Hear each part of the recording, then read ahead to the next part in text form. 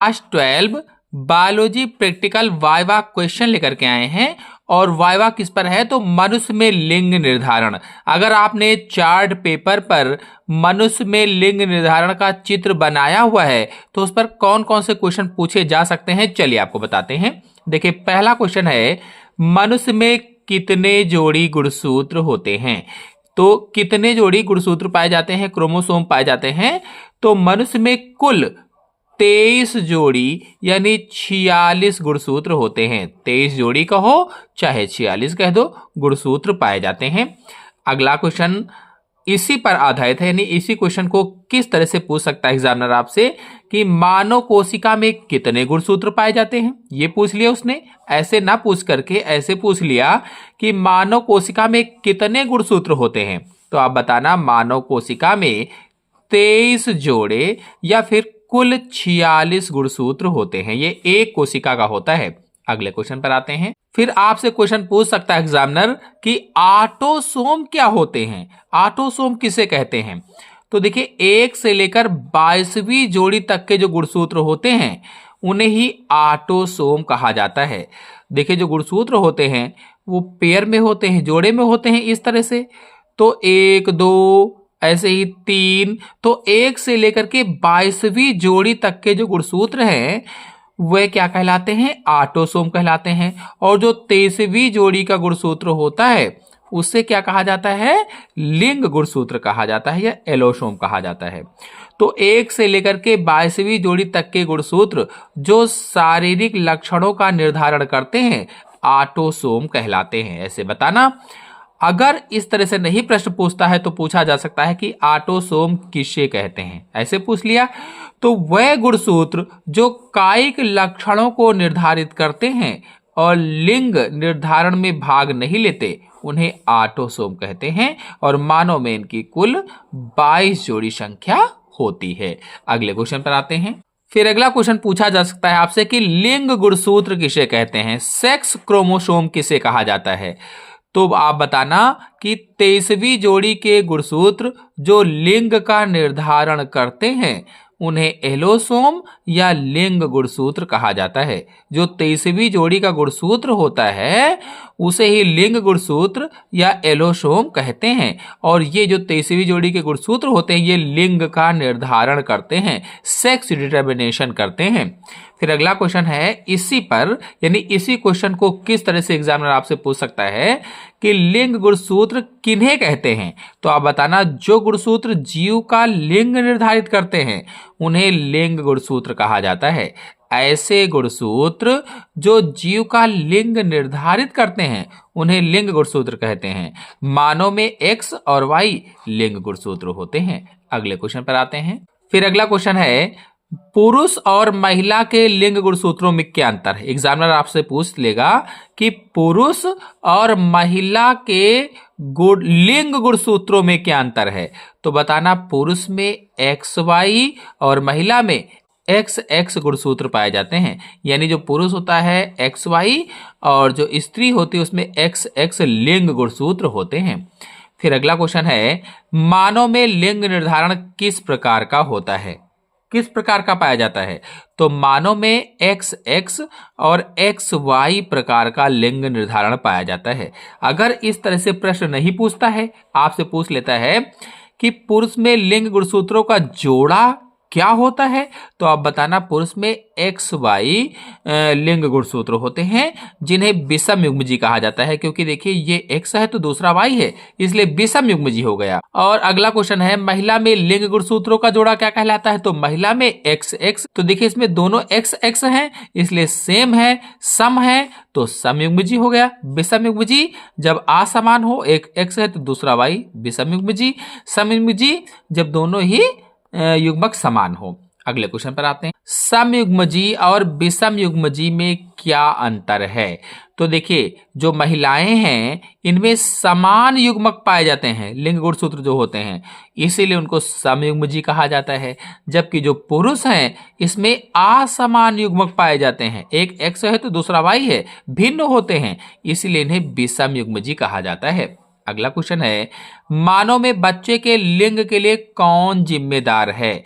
तो मानव में बच्चे के लिंग के लिए पिता या पुरुष जिम्मेदार होता है। फिर अगला क्वेश्चन आपसे पूछा जा सकता है कि शुक्राणु कितने प्रकार के होते हैं। जो शुक्राणु हैं ये कितने प्रकार के होंगे, तो 2 प्रकार के होते हैं। 50% में X गुणसूत्र वाले और 50% में Y गुणसूत्र वाला शुक्राणु होता है। अगला प्रश्न है अंडाणु में कौन सा गुणसूत्र होता है, तो अंडाणु में हमेशा केवल X गुणसूत्र होता है। अगले क्वेश्चन पर आते हैं। फिर अगला क्वेश्चन आपसे पूछा जा सकता है कि यदि X शुक्राणु अंडाणु को निषेचित करे तो संतान क्या होगी। X शुक्राणु है और अंडाणु तो XX ही होगा, तो निषेचित करे तो संतान क्या होगी, तो XX होगी, यानी पुत्री होगी। फिर अगला है यदि Y शुक्राणु अंडाणु को निषेचित करे तो संतान क्या होगी। देखिए ये स्त्री हो जाएगी, ये पुरुष हो जाएगा, और एक अंडाणु उधर निकला, Y शुक्राणु निषेचित करा तो XY होगा, तो ये पुत्र हो जाएगा। अगला क्वेश्चन है बच्चे के लिंग के लिए कौन जिम्मेदार होता है, माता या पिता। इस तरह से प्रश्न पूछा जा सकता है, तो वैज्ञानिक रूप से पिता, क्योंकि पिता ही Y गुणसूत्र प्रदान करता है। अगला क्वेश्चन पूछा जा सकता है आपसे कि निषेचन के समय लड़का या लड़की होने की संभावना कितनी होती है, तो 50% लड़का और 50% लड़की होने की संभावना रहती है, यानी 50-50 चांसेस रहते हैं या 50-50% समान संभावनाएं होती हैं। अब इसी क्वेश्चन को दूसरी तरह से पूछा जा सकता है कि पुत्र या पुत्री होने की संभावना कितने प्रतिशत होती है मानव में, तो हमेशा 50% संभावना होती है, 50-50%। फिर अगला क्वेश्चन है कि लिंग निर्धारण की प्रक्रिया कब होती है, तो बता देना लिंग निर्धारण निषेचन के समय हो जाता है, फर्टिलाइजेशन के समय लिंग का निर्धारण हो जाता है। फिर क्वेश्चन पूछा जा सकता है कि Y गुणसूत्र का क्या महत्व है, तो Y गुणसूत्र पर SRY जीन होता है जो भ्रूण में वृषण के विकास को प्रेरित करता है, ये आप बता देना। अगले क्वेश्चन पर आते हैं। फिर अगला क्वेश्चन पूछा जा सकता है कि Y गुणसूत्र पर पाए जाने वाले उस जीन का नाम क्या है जो पुरुषत्व निर्धारित करता है, तो SRY जीन। फिर SRY जीन का पूरा नाम क्या है, तो सेक्स डिटरमाइनिंग रीजन Y है। बार बॉडी क्या है, बार बॉडी के बारे में अगर और अधिक जानकारी चाहते हैं तो हमारे चैनल में जाकर के देख सकते हैं, बार बॉडी पर वीडियो अपलोडेड है। फिलहाल यहाँ पर आपको बताते हैं कि महिला कोशिकाओं में निष्क्रिय यानी इनएक्टिव X गुणसूत्र को बार बॉडी कहा जाता है। अगर आपसे प्रश्न पूछा जाए कि पुरुष में कितने बार बॉडी पाई जाती हैं, तो बताना शून्य पाई जाती है, शून्य यानी नहीं पाई जाती, क्योंकि पुरुष में केवल X गुणसूत्र होता है जो सक्रिय रहता है।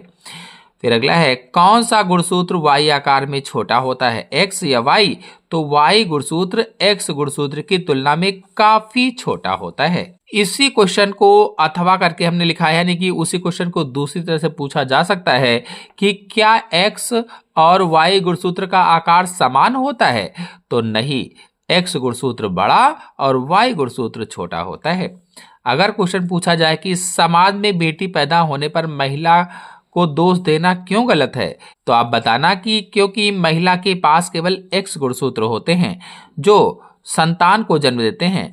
बच्चा लड़का होगा या लड़की, यह पिता के शुक्राणु Y पर निर्भर करता है, इस तरह से बताना। फिर अगले क्वेश्चन पर फिर अगला क्वेश्चन है लिंग निर्धारण का सिद्धांत किसने दिया था, तो मैकलंग ने दिया था। लिंग निर्धारण का सिद्धांत मैकलंग व स्टीवंस ने दिया था। अगला क्वेश्चन है यदि गुणसूत्र की संख्या में बदलाव हो जाए तो उसे क्या कहते हैं, तो क्रोमोसोमल विकार या एन्यूपलाइडी कहा जाता है। अगर आप लोग क्रोमोसोमल विकार पर वीडियो देखना चाहते हैं, बहुत सारे विकार को मैंने समझाया हुआ है, तो हमारे चैनल से जाकर के वीडियो को देख सकते हैं, समझ सकते हैं। फिलहाल अगले क्वेश्चन पर आते हैं। क्या लिंग निर्धारण जन्म से पहले किया जाना कानूनी है?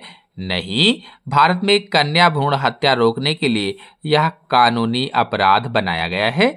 फिर अगला है युग्मक बनते समय कौन सा कोशिका विभाजन होता है? जो गैमीट बनते हैं तो उसमें कौन सा कोशिका विभाजन होता है, तो अर्धसूत्री कोशिका विभाजन होता है या मियोसिस डिवीजन होता है। अंतिम क्वेश्चन है निषेचन किसे कहते हैं, तो नर और मादा युग्मकों के संलयन को निषेचन कहा जाता है।